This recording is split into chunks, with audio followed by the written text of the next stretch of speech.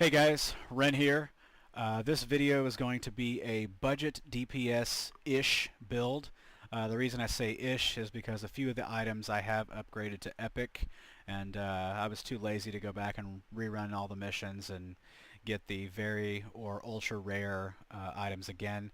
So just chalk it up to me being lazy. But all the items that I'm going to be using are mission rewards, craftable items, or looted items. I'm not using any fleet items, rep items, or anything that required Zen to obtain. I'm also going to be using the Breen warship here from the 2016 winter event because it was free and I assume most people picked it up. I'm going to go over the entire build at the end of the video, but until then, enjoy.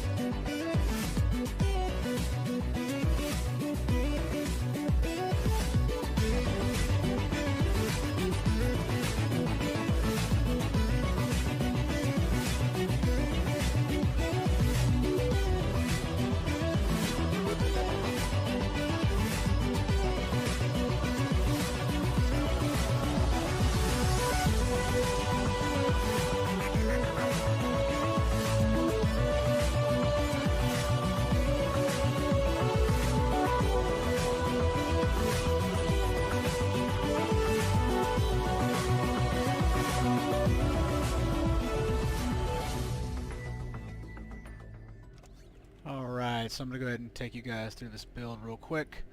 Alright, again, there's no fleet items, rep items, or anything you bought with Zen. So here we go. Using the Entoiled technology sets, the Nausicaan stuff. This stuff I have at Epic because I use it on my, well, a lot of other ships and a lot of other builds that I have. You got the Nausicaan Disruptor Beam Array, along with the Nausicaan Energy Torpedo, and the Nausicaan Siphon Capacitor. And these are all pretty sweet, actually. In tandem, they create a disruptor net, which can give you a little bit extra DPS. You get an extra disruptor damage, power transfer rate, and drain expertise. And the Nausicaan Torpedo actually does a grip of damage, and pretty useful. All three pieces are from the Echoes of Light mission, which is part of the New Frontiers episode. The other beams I got on here are just some, random, just regular disruptor beams, very rare. I got a couple of them up to 14, one of them to Mark 13. Didn't really matter, I just kind of threw them on there. The last weapon on here is the Resonant Disruptor Beam Array, and I tried for a while to make this thing actually do something worth anything. It's okay. There's other beams I would choose as you progress in the game besides using this one. It ties into this guy, the Harmonic Resonance Relay, and it's just basically adding disruptor damage. The torpedo that goes along with this actually, I think it'd be pretty decent if you leveled it up. I just chose not to use it on this. I prefer the Nausicaan Torpedo more. But this, all three of those can be obtained from the Blood of the Ancients mission, which is in the Iconian War. Let's move on to we got the Quantum Phase set, the Quantum Phase applications. This is actually a pretty sweet set, which is why I've upgraded it to Epic. And I kind of use this in my other PvE builds. Iconian sets, using the two-piece Nukara, and then screwing around with this set as well. All three of these, the deflector, impulse engines, and the shield, all come from it's the Stormbound mission, which is also part of Future Proof. But this isn't just a budget set; it's good for pretty much anything. Is that it? Yeah. And the cool set 3 bonus with this is the energy weapon entanglement. Firing energy weapons for 12 seconds triggers a quantum entanglement between self and foe. To self, 9.7% energy weapon damage for 12 seconds, max 10 stacks. And then to your foe, negative 10.2% energy weapon damage for 12 seconds, max 10 stacks. And obviously those numbers are going to be different for everyone. But it's pretty legit. I like it. Alright, and then let's talk about the Krenum stuff.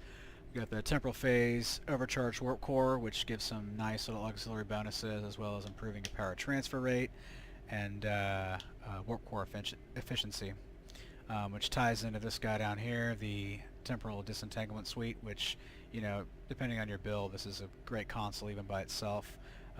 Again, helping out with your auxiliary bonuses. Gives you extra shield capacity, and can boost your critical chance as well. Pretty handy, and since you can pick those up for free from a mission, throw them on if you're not looking to spend a lot of money. Those are pretty good pieces to use. Let's keep going through these consoles. We got the Trillium Deplating. This came from the Ragnarok mission and the Future Proof episode. Actually, I'm actually realizing a lot of the really good stuff comes later in the game, but this one's pretty good for just good resist and good hull capacity, kind of a good survival console. The Neutronium Alloy, you can craft this or buy it on the exchange. I just wanted to put some extra resistance when running through the ISA, a little bit extra survivability. Um, this console is awesome, and I actually pre-balance would have really not given it a second thought. I was just like, oh nice, a cool console off the Lucari ship. But this is actually awesome, and I use this on every single one of my PvP builds as well, because it's kind of like an oh shit button. You trigger this sucker and then hit like a fatty heal on something, you can get back in the fight real quick and have your hull pretty much back. This comes off the Lucari, I don't remember what the ship is called, but it's the science vessel from the anniversary event. Really good console. Pretty awesome. So I would highly recommend using that pretty much in any situation. The conductive RCS accelerator with EPS. This is a craftable item, and it's kind of hard to craft this specific one. STO's wonderful random number generator. You just really never know what you're going to get. I crafted quite a few of these before getting it to pop EPS, but this is pretty awesome. Power transfer rate and flight turn rate is pretty key, so this is a really good console to use. In PvP, you can try to craft the one that's for res all, but the EPS one is really good. Highly recommended. The temporally shielded data core. I mean, I just kind of threw this on here because I knew it was one I picked up from a mission. You can get this from the Temporal Reckoning mission, also part of Future Proof. Just a nice little console. We already talked about that guy. This one too, and then I just threw disruptor induction coils on here.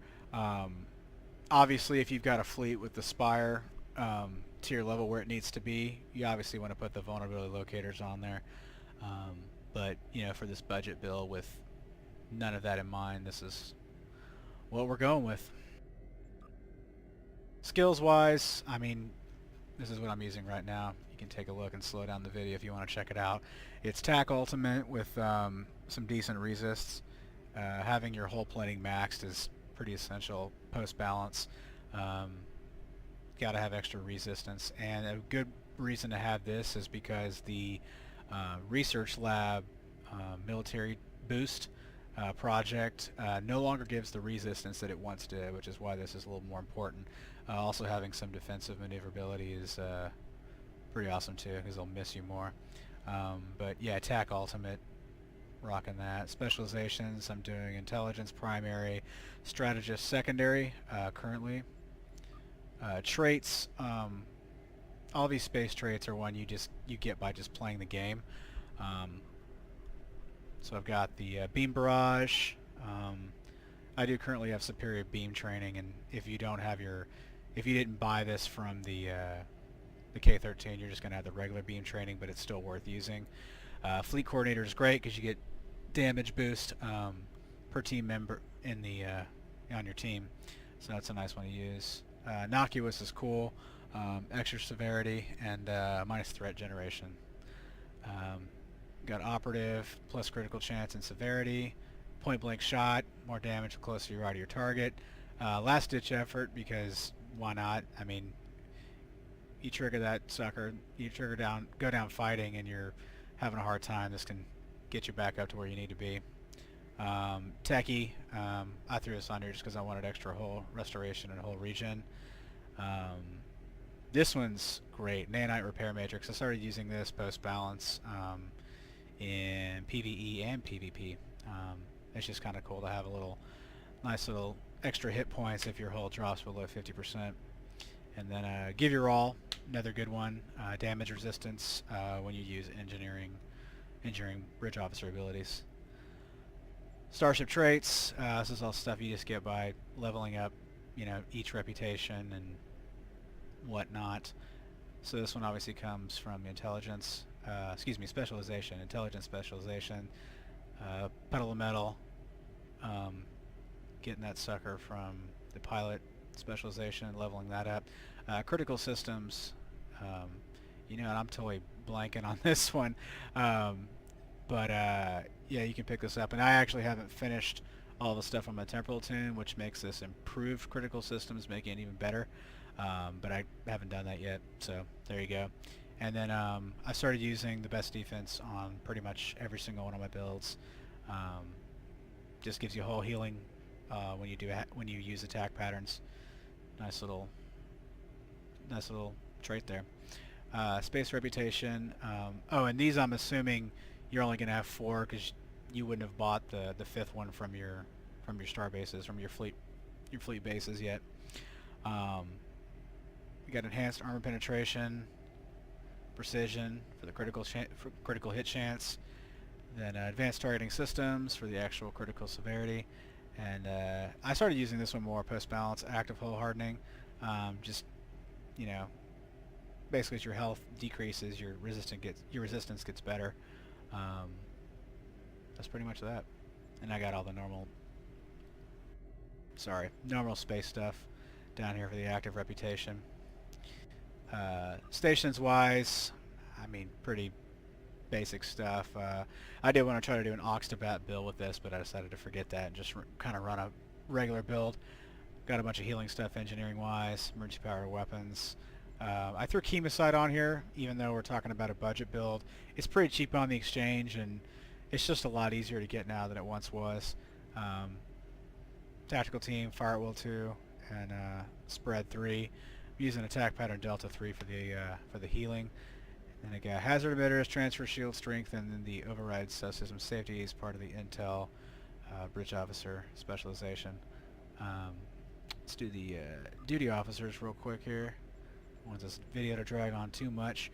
I had to think about which ones I've just picked up from not spending any extra money on duty officer packs from the Zen store and whatnot, and I think all these are just ones I've just picked up. Energy weapons officer that reduces the beam special attack recharge. Got law, which you can just pick up from playing the game. Chance to reduce the time to recharge torpedoes. STO comp you can do from that Starfleet Academy mission. Comes up once a year. And then this one's just kind of cool because depending on the type of battery you use, you're going to get an extra bonus, which is why, again, I was using the weapons battery because it increases damage by 10% for 20 seconds, and it also increases your power for weapons.